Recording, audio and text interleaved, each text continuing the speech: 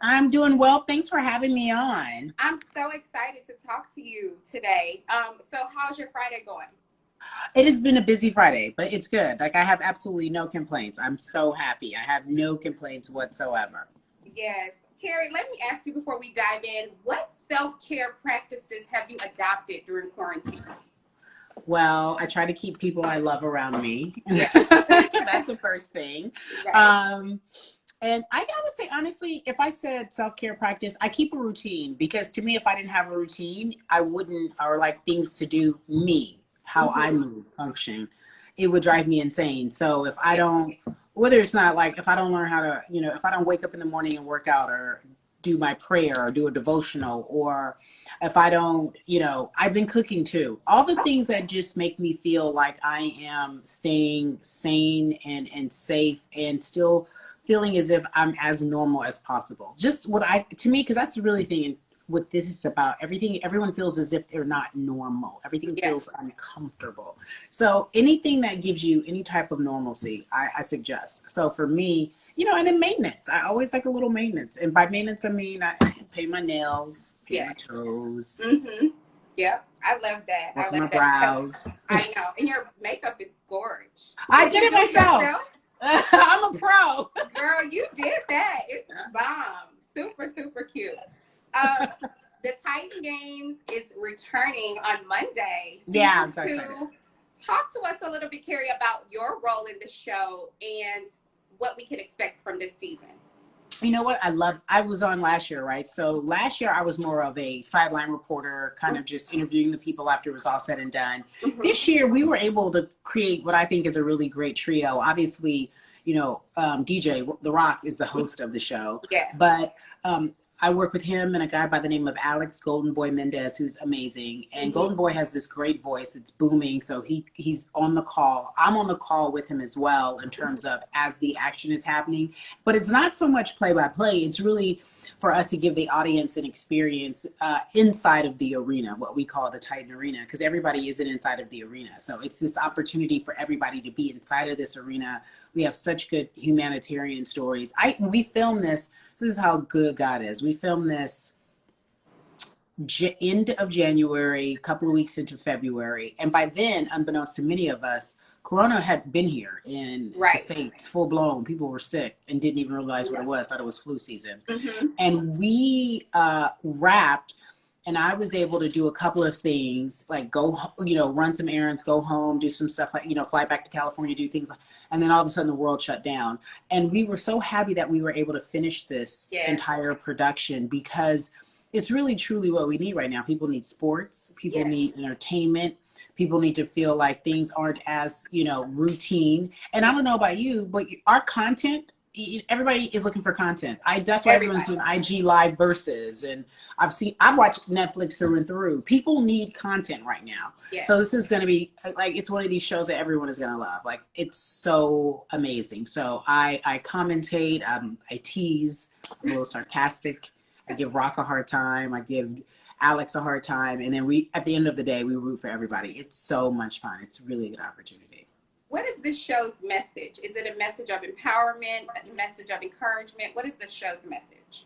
It's interesting because DJ says the other day, he goes, it's blood, sweat, and respect. The first two you give, the last one you earn.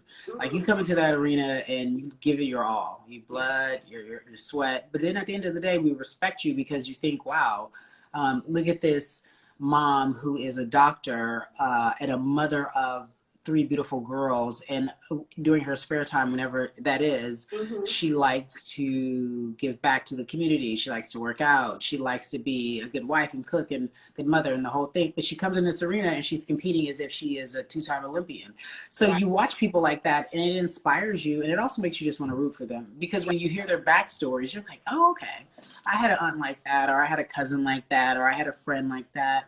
I also believe that, you get to see some of your favorites. If you're into sports, like, you get to see Victor Cruz. He's like a very popular personality from the Giants, right? NBA, NFL champion. He is on the show as a Titan. Joe Thomas, he played for the Cleveland Browns. We call him Iron Man.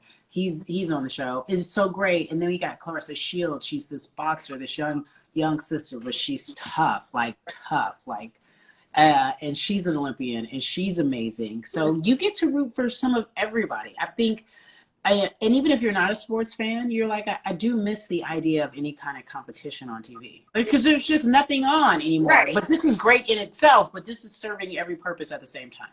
Definitely. Speaking of sports, you left ESPN and you made the announcement earlier this year. Talk to us, CARI, a little bit about why and when you made that decision to leave. Well, you know, I made that decision. You know how you make a decision? You ever break up with somebody and you've been breaking up with them for like 2 years and then you finally break up? Like I had knew in my mind that it was time for me to make a pivot. I think a lot of women, especially women, have a hard time realizing when they can pivot, whether that's go to a different career or try a different career path or have children. The list goes on. There's all these decisions that we make that we find difficult. And at the end of the day, I read a quote the other day that explained exactly how I felt, that in my journey, my purpose, when I realized what my purpose was, because it takes a while for us to realize that, should not be attached to a place or a person or a thing, so I never lose the message, right? And my purpose is for little brown girls to see me and realize that all dreams are possible and they can live big lives, loud and proud, and not have to apologize for what they love.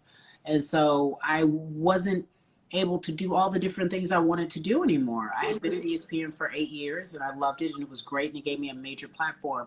But then you say, well, now that I have this platform and I have this following and I have this purpose, a fully realized purpose, what do I do next? What do I do with it?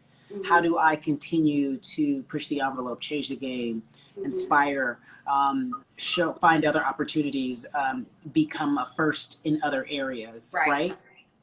And that's what I wanted to do. Now, sports will always be my bread and butter. Like I will always, like I would never not leave sports. Like I have a lot of things coming. I have like a sports podcast coming out soon. I'm working on another show with a really good friend of mine. Like I will never not. But what I had to do was not be attached to anything anymore and make it like, this is it. That's what I've done. I've made it, because there's always so much more. And it's scary, but it's so empowering and it's freeing. Like I'm so light and free. And speaking of light and free in this experience, speak to us, or what piece of advice can you give women out there that are watching this, or even men if they're watching this, that want to pivot, they want to change, whether it's in life or a career, they want to make a change, but they're afraid to. What piece of advice will you give them? Ashley, good for you. That's a great question. And I've watched some of your interviews. You listen very well. And that is the key to being a great connector of people. So good for you for even I just want to just give you those props. I've been watching you and I think you're great. I really do. So I admire you. So thank you. That means a lot. Thank you. Yeah. I think what advice, I wish I get this all the time. I think you already know in your spirit whether it's time to jump or look over the edge. Like you can look over the edge. I was looking over the edge for years and I was like, I'm just have to jump, but I just don't know how I'm going to do that. I don't know when that's going to happen. But I can't wait for the opportunity to find me. Because a lot of times we even want the opportunity when we're like at a place like ESPN, we're like, okay, NBC, ABC, come find me and put me here and make me. And that's never been the case. I've never had anybody discover me. I've always had to hustle for every job. I've always shown my resume. No matter what, when I was at ESPN, I flew myself in. Like they didn't come find me, I found them. And I sat outside in the lobby and I waited for them to say, well, you're going to get an opportunity. And then when I did get the opportunity, it was still like, okay, well, you should just be happy with that. I had to knock on doors to say, can I host SportsCenter? And then when I finally got an opportunity to host SportsCenter, it was like, okay, let's slow step you into it. Fine, that's great. But, unleash, take the handcuffs off. Allow me to be the artist that I am.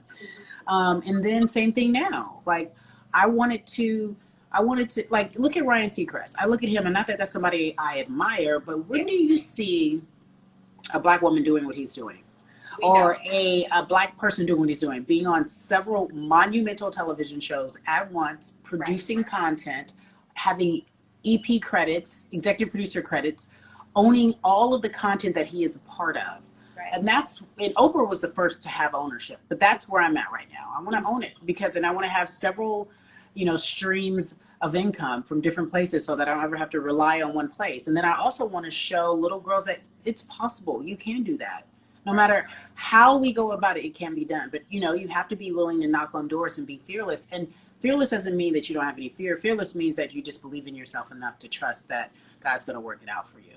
So my only advice to anybody who wants to do something and they believe that's their destiny, that they have to be so committed to the end game that no matter what difficulties come, they will still be committed to what they want to do, because it's not easy. This is not for those who are, are weak minded, weak in spirit, weak in heart. Like, it's tough. It's a tough ask, because every single thing that I've ever done in my career, I've had to silence the critics. I've had to silence the critics when they said, oh, she's no good on First Take. I had to silence the critics when I left First Take to go to Sports Center. It was like, why are you going over there? That's going to be an awful show. I had to silence the critics when I leave Sports Center, who were like, well, what are you going to do now? I'll show you what I'm going to do now. So sit back and watch. I don't know what opportunities any other brown girls are having to sit and work with DJ. Like, he's the biggest superstar in the world. And whether I can host with him for a season, that's a lifetime accomplishment in itself. Like, I got the biggest, I'm learning up close from the biggest superstar in the world how it should be done. You know what I mean? I'm getting tricks of the trade from him, and I wouldn't change that for anything. I wouldn't change this experience for anything, although I digress. I love it, CARI. I digress, but you know what I mean? Say it again, honey. I said that's inspiring. Just that piece of advice stuck with me too. So I'm gonna take that advice and pocket it here. Yes. Yeah, I know you, like, whatever you're doing it right now on your platform, right? Yeah. Like, this is, now it's easier than ever to create your own. Like, if you got a voice and a telephone, you can have a TV show. Like, it's easier than ever. And they may not bring it to you, but you bring it to them. And then get so good that they can't deny you. I love it. Thank you, CARI, for that. I hope people took notes. I did. I took mental notes of that. The Last Dance. I know that you were watching it. I follow you on Twitter. I started tweeting up a storm about it. Talk to us about that documentary. It just concluded last Sunday. What did you learn that you didn't know already watching that? Oh, gosh. You know what? Here's a confession. Not much of a confession, but a confession. I never liked MJ. So I grew up in LA. I'm a diehard Lakers fan. Anybody who knows I ride with purple and gold. And I didn't like Jordan during the time in which he was a star and on top of the game, because everyone, in my opinion, didn't pay attention to Magic. And I was like, why y'all dissing Magic for MJ? What about this MJ? And so when I watched that documentary, what I learned is that I respect him a lot more. What I learned is that being great isn't easy. I already knew that, but being great isn't easy. And if you aren't built from that, and if you don't understand that or cut from that cloth, he can be perceived as someone who was a jerk or not nice or calling out his teammates and a bully. And while he may be all of those things, he also was and still is, in my opinion, the greatest of all time. And in order to do that, you have to have a certain mentality that you can't turn off. And you might be able quietly to get in quiet rooms and understand it, but I rode with it. I got it. Like, when you require so much excellence of yourself, everyone around you will have to deal with that, whether they like it or not. And so I didn't have a problem with it. I think the biggest problem that I always find myself having, especially as a woman, we empathize more. We're much more sensitive. Our feelings get hurt more. But if you have that instinct that doesn't make you feel as if you are as women should be in a workplace, and I'm just speaking from my experience, you get tough, you get called names, people are afraid of you. But then I watch MJ and I'm like, no, see, look, here's the blueprint.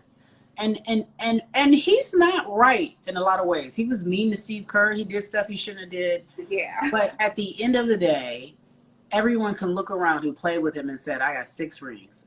People could look around and say, I made today's players specifically can say my shoe deal is because of Jordan. I'm making money because of Jordan. You benefit from that. And yes, it might have been awful and difficult. Then don't play with me. Right. Don't play, like, you ain't gonna be here. So I know that people don't always agree with that because it's too cut and dry, but I like excellence. Like, you're not sitting here interviewing me and not doing your homework. You know what I mean? Like, you didn't just come here and just start. That's why I say good for you. Just, you do so many of these interviews, you can tell people aren't paying attention. They haven't done their homework. You like excellence. Jordan liked excellence. And I felt like excellence and being selfish is really underrated and they get a bad rap. There's nothing wrong with being selfish to the point where you know that you really want something and you're determined to get it by any means necessary. And that is the extreme level of competition. And I have no problem with that because it's a competition. And that's why you play the game. Why else do you play the game? Shout out to my man, Herm Edwards. But go on. Wow. Mic drop. CARI, you have a birthday coming up June 1st. Uh-huh. What are you going to do for your birthday in this quarantine? What do you have planned? I don't know. I was just talking to one of my closest friends. Her name is Fabiola. She also does makeup, a great job. I may or may not have had her do my eyebrows. But I was just saying, like, I'd like to go somewhere, but I don't even know if you can go anywhere, right? So a road trip, maybe? Yeah, maybe get in the car and drive somewhere. But you know what I was thinking, because I've been seeing this a lot, I could do a Zoom. Oh, yeah. Jamel Hill's one of my close friends. I made Jamel, I said, Jamel, what you doing for my birthday? She's like, it's a secret. She ain't doing nothing. But maybe we'll meet at some parking lot with a little something, a little wine, a little rosé maybe. And look, I can come and join y'all for a little rosé now. Yeah, I'll get rosé all day. Because you can have rosé at any time of day, quite honestly. Anytime. So maybe that, like, it'll be fun. Whatever it is, I just want to take a minute out from not feeling like how I feel. Because every morning, I don't know how you feel, and I don't know how the people who are watching this feel. But when I wake up, I'm all like, what day is it? Yes. Okay. I didn't know what day it was the other day. I was like, wait, it's Wednesday, but girl, I think it was like Tuesday. Yeah, so all the days run together. It feels very gray. Like our outlook feels very gray. I feel like no one knows anything, and the people who are in charge of this country know nothing. So we have to go and find our own information, and then we have to apply common sense to it in this very uncommon world that we're in right now, right? Hello. So I don't know. And it's okay not to be okay, because I talk about that too. Right. I was like, this week was tough for me. I just had a tough week. And it wasn't anything in particular. I'm just like, when is this over? Like, what are we doing? And I know everyone is asking that question. Mm-hmm. So I'm looking forward to my birthday. It'll be a different birthday. I'm not complaining, because I have not been in need, not once, during this entire quarantine. Thank you, Jesus. God. Family and friends are good. Yeah. So I'm not going to complain. But what I will say is that I'm looking forward to the show coming out, because that gives me a little bit, like, that's exciting, right? Like, I haven't been on TV in a minute, so it's good for me to see that, because it's good programming. And then I guess I'm looking forward to my birthday in the parking lot. Just pour a little out for the homies. I mean, what else can you do? And birthdays are a blessing, right? Yeah, you're right. It is. So we will be watching you on Monday. Tell us what time Titan Games comes on Monday, CARI. NBC, 8 p.m. Don't miss it. It's Memorial Day. You guys barbecue in the house, barbecue outside. Take your mask off, get comfortable, have somebody massage your feet, do whatever you have to do. Get you a glass of rosé. It's kid-friendly television. Get their Kool-Aid, get their sippy cup, whatever you need, because it's going to be so much fun. Like, you're going to love it. I guarantee. That's a guarantee. I don't guarantee stuff, but this is a guarantee. It's exciting. It's so exciting. Well, I guarantee you, I enjoyed this conversation. Thank you, so Ashley, much for talking to me, and I'll shout you out on your birthday on June 1st. So. I will. Thank you, love. I wish you nothing but the best of luck. You're doing a great job, Queen, and I'm just so very proud of you. I appreciate you so much, CARI. You have no idea. I love you. Thank you.